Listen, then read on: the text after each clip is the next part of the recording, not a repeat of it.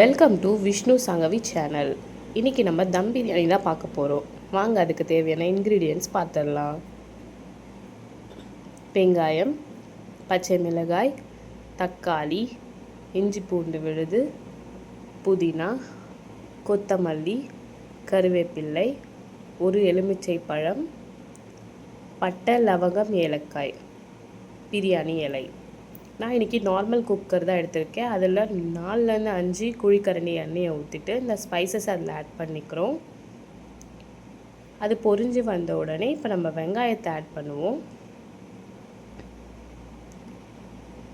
நான் 5லேருந்து 6 வெங்காயம் எடுத்திருக்கேன், மீடியம் சைஸ்.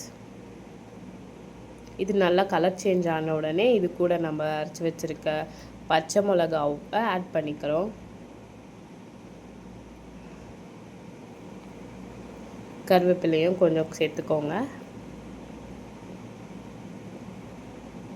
ரெண்டுத்தையும் போட்டு நல்லா வதக்கி எடுத்துக்கோங்க.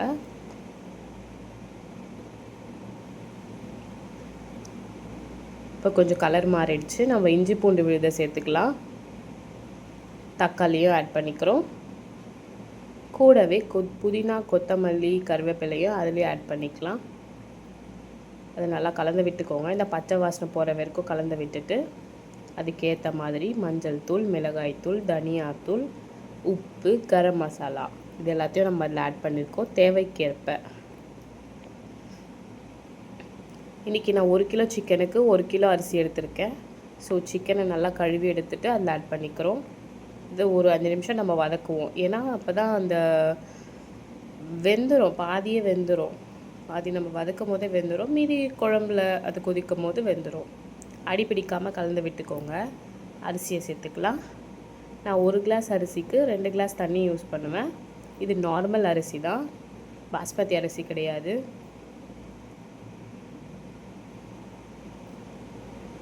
தண்ணி சேர்த்து இப்போ எலுமிச்சை பழத்தை பிழிஞ்சு விட்டுக்கலாம். இது நல்லா 4 பக்கம் கொதி வந்த உடனே இதை ஃப்ளேமை ஸ்லோ பண்ணிவிட்டு ஒரு நார்மல் மூடி போட்டு மூடி வச்சுருவோம். ஒரு 10-15 நிமிஷம் வெந்ததுக்கப்புறம் இந்த மாதிரி வரும் உங்களுக்கு. சாப்பாடு எப்போவுமே நம்ம நடுவில் இருந்து கலரக்கூடாது.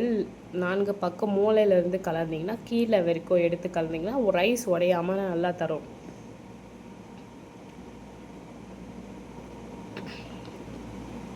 மூடி போட்டு வச்சு எடுத்தாச்சு. இப்போ சுவையான spicy biryani ready. Simple and spicy biryani.